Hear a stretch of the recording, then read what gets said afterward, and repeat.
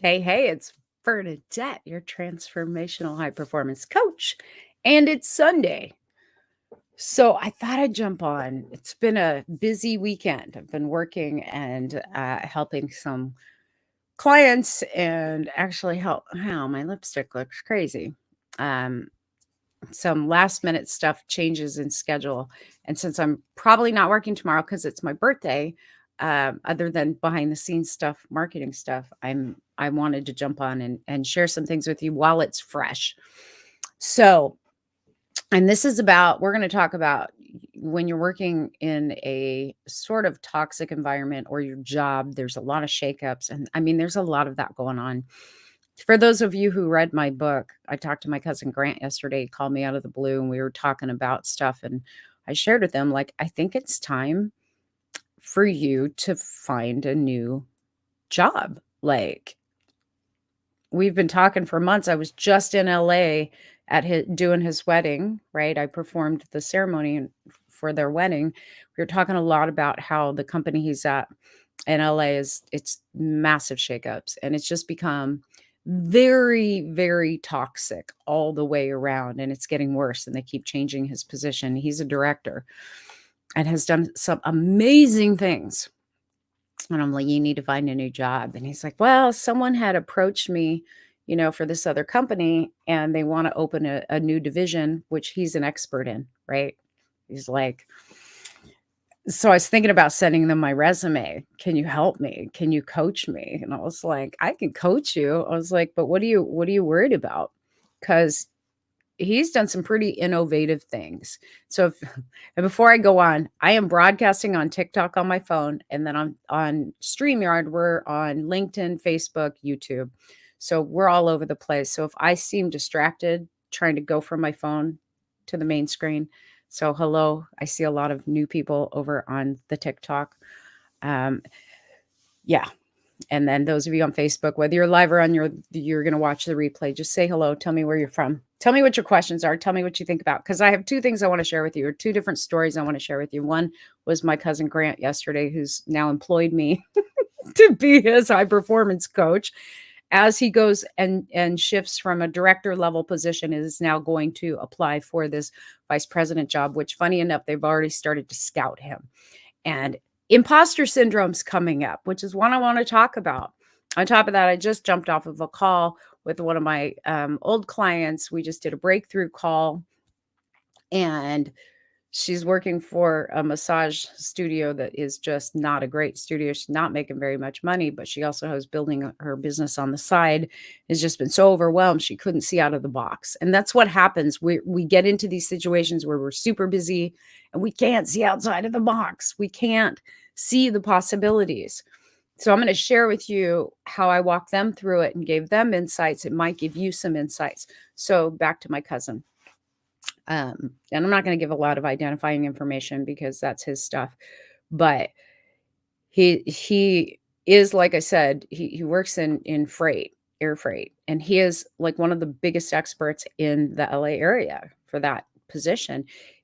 He not only knows everything on the shipping level for air freight from the FDA and the TSA, but cold storage times, things that you have to know, how to run the warehouse, how to train the warehouse.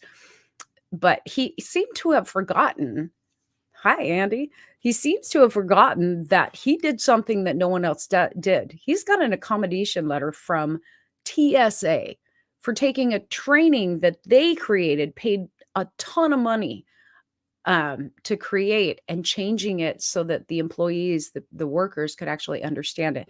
Like, you did this thing for TSA and trained their whole people. Like, he goes, but I don't have a degree. So who am I to go for a VP's position? I'm like, how long have you been in this position? And how many air freight companies have you worked for? And he told me, and it's been over a decade. And I'm like, so you don't have a college degree. This is how we do this.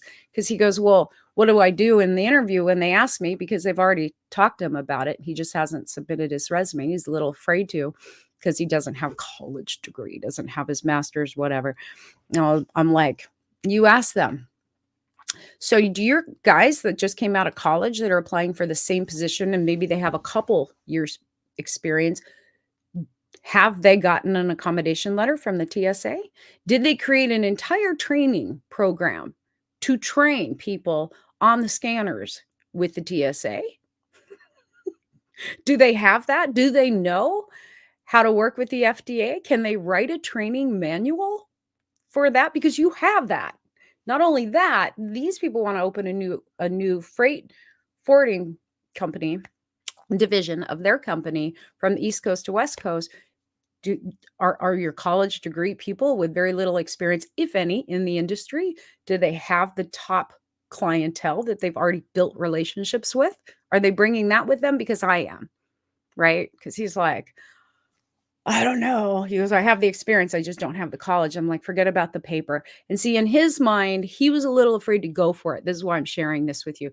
In our minds, we think, oh, well, what are they going to require of me? Am I really, am I going to look good on paper? There's always a way to make yourself look proper on paper. Here's the deal, right? We forget all these amazing things that we do. We completely forget it. And like with him, I'm like, pull this stuff out. Let's update your resume and book a meeting with these people. They're already coming after you. Why are you scared? They need you. On top of, you already have the vendor list.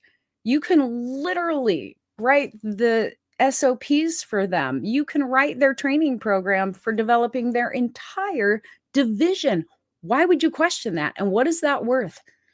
Like, we're going director level, and you've worked in shipping, you've worked in the warehouse, you've worked with the government and all of these things. Like, nobody has that level of experience, and everybody in the industry in LA knows you. You're bringing with you a ton of experience. Why are you scared? He's like, can you go on my interview with me? We'll work on coaching you through that so that you show up at the interview and you show your brilliance, right? How many of you are in jobs or work for companies? Things are shaken up and they're hardcore. Like, because he was asking me, he goes, what else are you doing? I'm like, I'm creating some corporate training programs that are human focused, that are people focused. And we were talking about it because he is a director.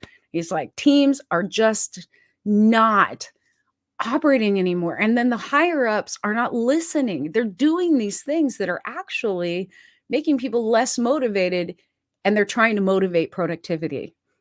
And he's like, they do need to be people focused because they're not listening to us, those of us who've been here for a long time. Hi, Ashley. Hi, Sandy. You got a bunch of you following on YouTube and Facebook. Hello, hello. New people coming in and out on TikTok. And so all over the place. In any case, by the end of our call, he was like, I'm going to update my resume. You're right. I'm going to ask for double what I'm making right now. And this is what I told him. One of the reasons I was really successful in corporate, and I want you guys to wrap your brains around this, especially those of you watching me on LinkedIn who are like searching for jobs. One of the reasons I was so successful and climbed very quickly in the corporate ladder way back in the 80s and 90s is because I didn't have the mindset that I needed to stay with a company. I knew at a very young age, and I'll share a story with you. I knew at 19 that companies were not going to be loyal to me. My dad came, and I'm 57 as of tomorrow. My dad came from the mindset in the school that you work for a company, you stay loyal, blah, blah, blah, blah, right? That's our parents' mindset. That's not how it works anymore. We live in a competitive marketplace, but some of you still have weird mindsets about staying loyal to your position and loyal to your company and your coworkers. That is never how I operated, because this happened to me when I was 19. I worked for a company. Some of you may know the name if you're old like me. Schick Shadle. Remember the alcohol rehabilitation clinics way back in the 80s? I worked for the parent company of those clinics, the Schick Shadle clinics. And we worked Friday afternoon till 3:00 in the afternoon. And this company apparently was having financial issues, and they closed down the company at Friday at 3:00. They walked in and told us all, hey, we're bankrupt. You don't get your pay for a week. They had to have known on Monday. We didn't get paid for that entire week. And it was at that moment that I went, I will never be loyal to a company again, because they're only loyal to themselves. Tell me yes in the comments if you know what I'm talking about. This whole idea of loyalty to a company, you want me to be loyal to you? For what? Right? No, no, no. Yeah, no. And I am not taking people joining me on this live. I am broadcasting in 6 different places right now. Yeah, Ashley's saying, "Yes, you've been there." Yeah. So, see, with me, like, versus my cousin, who's a super loyal individual, he's super hardworking, he's so creative and innovative, and they are using him, like, very minimally, to the height of his capabilities. And here's the reality, right? He could do so much more, but because he's been stuck in this position with this company who went through a massive shakeup, like they had a big reorg because the one of the owners of the companies uh, got in trouble with the government, some sort of fraud or embezzlement or something, whatever. I don't know what the whole deal was. It was in the paper. But in any case, there's a whole change of the board and the board of directors, and they brought in all these new people that don't know how the company runs. So some of you may be going through that, or you're just in a toxic job and you're like, I don't know how to get out. And I'm going to share the same thing I shared with him. Don't underestimate your experience, life experience, and also experience in the job and on the job. Forget about the degrees. There are companies out there that will look at your experience, literally take the time on your resume to pump yourself up and list it out. What is your experience? What are the breakthroughs? What are the innovations? He had forgotten about all those things. They're not even on his resume. You wrote a freaking training program, rewrote a training program that TSA spent millions on in 2 weeks to simplify it so that the employees having to take that training on the scanners could actually understand it, because half of them are Spanish speaking, more than half of them. The English is a second language, and nobody took that into account when they created this training. That's a big deal. Highlight that. And he's like, "You're right." I was like, "How many people in your area, in your industry, have worked their way up from working in the warehouse to working in the shipping to knowing how to deal with international shipping and all of the regulations and the TSA and the FDA, because they do cold perishable stuff?" And he's like, "There isn't anyone." I'm like, "Right. So why aren't you asking for double the salary?" And he's like, "You're right.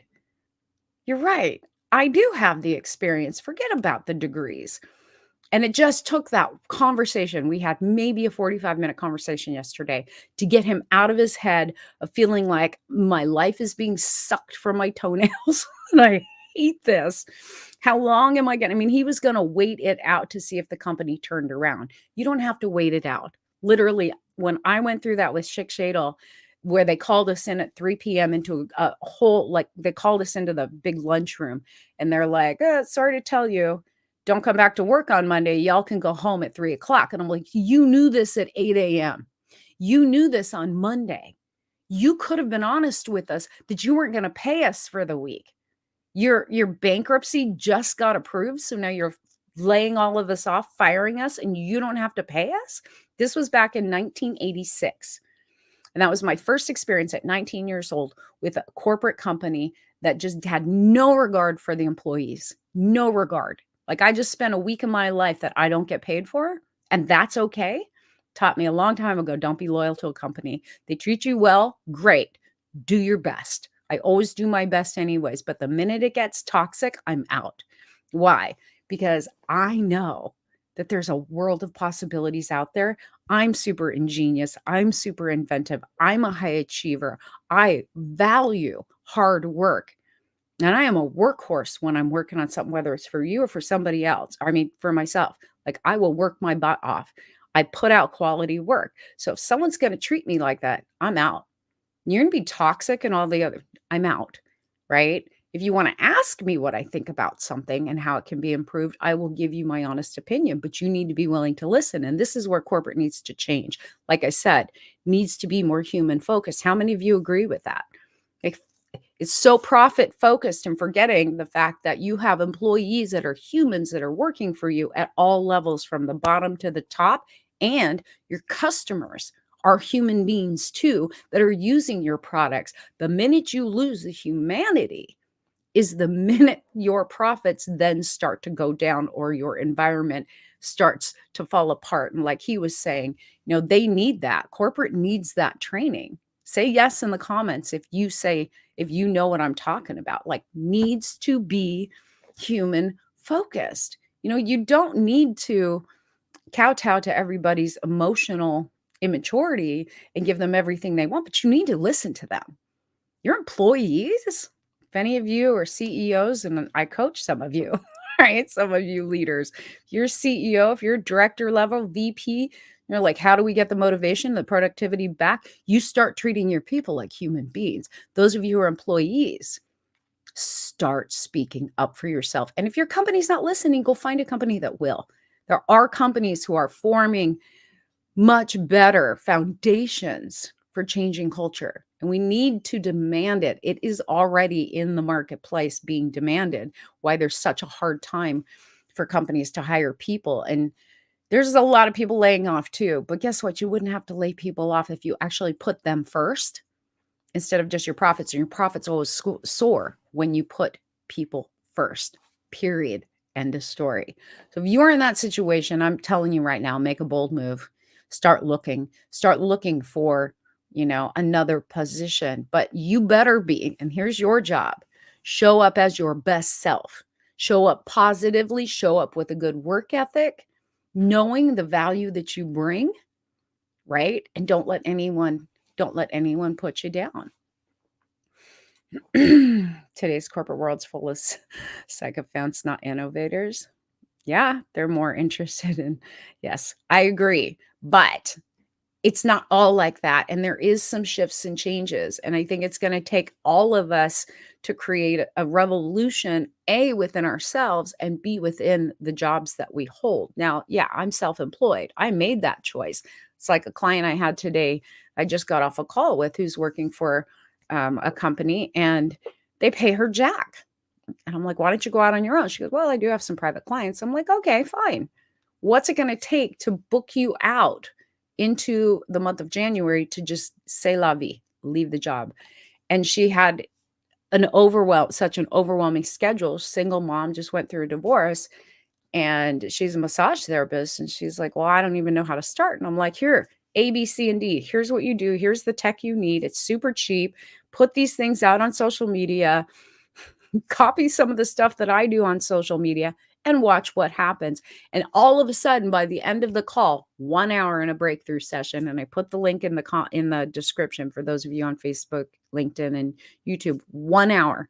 We got her a full-on plan, how to post, how to get referrals, how to get her business rolling, how to get it all booked out, automated, so that she's focused on clients. And now the goal is by January 1st, she's out. She quits that company in the next 2 weeks, and she's full on 100% on her own. And then I asked her what her money goal is. What's your income goal?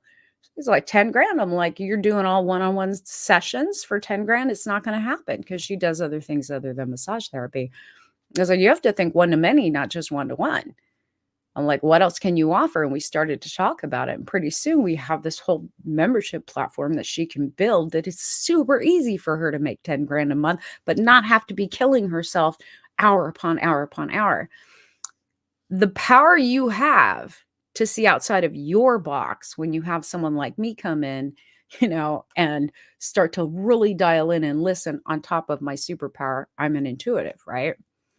I've been an entrepreneur for the last 25 years, and I worked in corporate and business development and marketing until 1998, right? I have both sides of it. Nothing scares me. I'm making bold moves. And I didn't have a college degree, and I climbed the corporate ladder to director of business development, marketing, and sales by 28. So when people tell me, well, I don't have this and I don't have that, I'm like, that's your personal limitation. That's not real. Let's get out of whatever criteria you're setting to keep yourself in that small little box. Let's get out of those things. Let's call them out. Let's shift them. And now let's see what else is possible. Start taking action.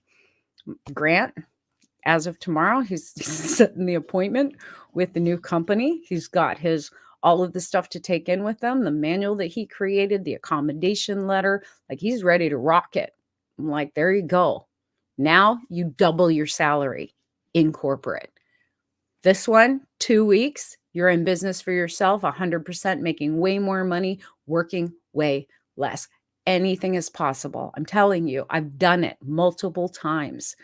Multiple times. I had a horse training business. I had a marketing and graphic design business. We owned a recruiting company. I've been doing coaching for 23 years. I've been a six-figure coach since the beginning, right? Like referral, referral, referral. And it's only the last few years that I've had to like get on board with doing more social media stuff to get new clients. Plus, I have bigger goals. I have programs that I work with people in. I want to empower you to think what is possible. Where am I holding myself back? So here's some questions you can ask yourself. Whether you book a session with me or not, it doesn't matter. Like, I want to actually help you. Question number 1, am I happy with where I'm at right now? Not just the pay that I'm getting, not just the salary and the benefits, because those can be golden handcuffs, as I talked about in a video the other day. Am I happy? Am I happy with the way the company treats me and others? Am I happy with the amount of effort and energy that I put out and what I'm getting back? Do I have time to focus on things like self-care? And by self-care, I don't mean go get a massage and get your nails done. I mean, are you working out? Are you prepping your meals? Do you have time for good meals? Right? Those are the things you need to take into consideration. Do you have time for that? Because I know a lot of people with corporate jobs that are traveling all the time. They do not have time between kids and work and partner to do all the things. I know people that are single that are like that. They're like, I'm working 14 hours a day. I barely have time to even stop for lunch. If you're not happy, it's time to stop and reassess. And I'm doing this because we're so close to the first of the year. And for whatever reason, people start taking their goals more seriously and their desires more seriously as we reach the end of one year, because we look back and we go, what did I accomplish this year? Oh, I've been stuck in a hellhole for an entire year. Why haven't I done anything? So while you're in reassessing mode, I'm going to invite you and challenge you to ask yourself that question. Am I happy? Am I being treated well? What's missing? That's the second question. What's missing? Where do I feel like something's missing in my day-to-day? Maybe you're numb. Maybe you're not even feeling your energy. Maybe you don't even know what you want anymore. You're just going through the motions. If that's what's missing, it's time to get very clear before the end of the year and set some solid intentions and goals for what you want to do differently in the new year. And if you are in a toxic work environment, maybe it's time to leave. Maybe it's time to find another company to work for. Now, look, I know a lot of people are having an issue with the fact that they're being called back from the remote work that everyone did during COVID into you got to show up in the office. And they're like, I can't afford to do that, or I don't want to have to do that, and yada, yada, yada, yada. And you have to weigh those options. You know, you work for a company. If you were hired and it wasn't full hybrid or full remote, and now they're saying, look, we need you back in the office, you have to accept that and weigh it against the realities, right, of what's going on with life. There's a difference between being happy and being satisfied. You showed me that. Yeah, there is a difference between being happy and being satisfied. Sometimes happiness is very fleeting. But when we live a fulfilled life and we're satisfied and it's still pushing us to be better, now you got a life. Now your life has meaning. And now you have a way to make a difference. And like for my one client that I talked to this morning, and we made a whole plan for her to start activating tomorrow. Like she should have her whole business technologically in place to make booking easy, to get clients easy, to replace her income on this job easy. 1 hour. That's all it took. And it really, like, that's all it took for less than an hour for Grant, my cousin, who is my new high performance client, because he's like, I want to step up into leadership even higher, like go away from director level, get into VP level. And he should be in that position. And the only thing that's held him in that director level all these years is because he believed that he couldn't get a job at the higher levels because he didn't have the degrees that they were looking for. I'm like, but you have the actual experience and beyond, because you've innovated, you've created new things. When there's a problem and the actual employees don't know how to follow the standard operating procedure, you just make new ones and you make it easy for them to learn. Like, that is a huge asset to any company. Super expensive for companies to lose people and have them turn over constantly. You've got to retrain people. And then if you can't retain those people you've trained, you're just dumping money into training. And your productivity levels go way down and your profitability will get sucked down too. We have to change our attitudes on these things. But for those of you who actually work for these companies and you're like, I'm just not satisfied. I'm not using my abilities, or it's toxic. Nobody's listening. I'm having health issues over it and my stress levels are super high. It's time to make a jump, right? If at all possible. And I don't tell people, I never tell people quit the job than find a job. It's always easier to find a job when you have a job. That's just reality in the world. You much easier to be employable in a new job when you still have a job. When you don't have a job and months go by, your mentality starts to drop. Your mindset starts to drop. You go into lack really hard when you're desperate to put forth that confidence in the interviews because you're just holding on for dear life. And then you make decisions and go work for companies that you really don't even want to work for. Super important that you don't do that too, right? I say get a coach, and you can just hire me for 1 hour right now. It's through the month of December. It's going to go away in December. I don't normally just do 1 hour sessions, one-off sessions, but I am offering it through the month of December because so many people are struggling this month with just clarity. Like, what am I going to do? Not happy. What am I going to do? Worried. What am I going to do? Right? Some people just want that 1 hour session to figure out what's my strengths. What am I not seeing? Like my cousin, like, you built out a whole training system for TSA, for God's sakes. That's a federal agency. You know how to work with the FDA. Nobody in your local area knows how to do that. Like, and deal with the shipping side and deal with the warehouse guys. Like, dude, you're selling yourself short. And that's what I'm saying to you guys. Are you selling yourself short? Ask yourself that question. Come back to this video, watch it again, and start to really listen for insights about where you're limiting yourself. Where are you holding yourself back? Where can you make some bold moves right now, either to get your business kicked to the level that it should be at, or make a move in your job, work for another company, take a step up on that ladder or two. My trick was always, I didn't apply for jobs that were just one step up. I always went 2 steps above the position I was in, because when I had the experience of working for a company at the one position, I was smart and skilled up to the 2 positions higher. I was skilling up constantly while I was working for companies, and it made, and like, I was always ahead of the curve with what was happening with technology. By the time I left my corporate position, because the company was shut down by the feds, I knew and was already putting companies on the internet, again, in the 90s, on the internet, and moving them out of print marketing into digital marketing. And they didn't even know that they needed it at the time because it was so new. I was helping companies to innovate far beyond and anything that they even knew was possible. If you can do that for a company, if you've done that, you need to take that experience and go market it. It's marketable. We look at the stuff we've done and we think, oh, that's no big deal. I do it all the time. I constantly look at all of my experience and go, you have a college degree, who's going to want to work with you? Like, when I'm in my head.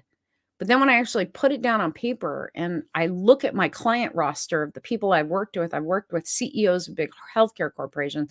I've worked with CEOs of large construction companies.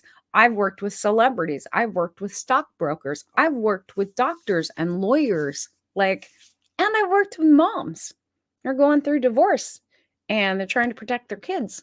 Like I've worked with kids, right? Teens, gang members, got them to leave the gang. Like I've worked with people all across the board. There's value in that. Value in that. And sometimes I forget, you know, but like you, are you forgetting what you've done in your life? Not just your work experience, but your life experience? Are you forgetting what makes you so unique and so talented? Hmm?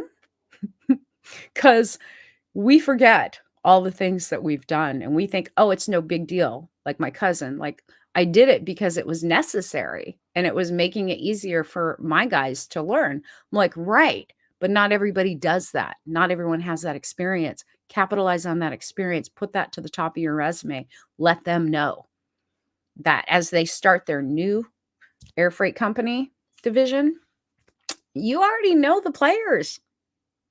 You already know how to get the approvals.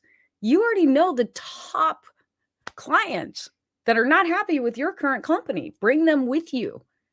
Like you're already going to have so much going for you that of course the company's going to bring you on in a VP position. Of course they are, with a VP salary. And this is what you need to ask for. Profit sharing, 6 weeks paid vacation, full benefits, right? Like this is what you need to ask for. He's like, "Are you sure I can?" I'm like, "Why couldn't you?" If I was starting a new division, I'd want someone who knew from the ground up how to build it, who knew all the problems, because he didn't just work at the one company. He's worked at all the companies, from UPS to FedEx to the perishable freight forwarders, like knows how to deal with the internationals, done business in China. Like, yeah, of course you got it. Absolutely. And he thought, I don't know, maybe I should just wait. Sometimes it just takes someone from the outside going, no, you can do this. And then showing you how to do it and what to position. And that's what I'm great at. So book a session with me if you want. If you're looking for longer term coaching, you really want to kick high performance in, I've got 12-week coaching packages, 6-month coaching packages, and a year. If we're talking on the high performance side, I also help people get through things like trauma, crisis, don't believe in yourself anymore, need to take control of your life, your mind, your actions. I do both. I have programs for both. So just message me and we'll jump on a call. I'll ask you a couple questions before we schedule a call to make sure that you're qualified.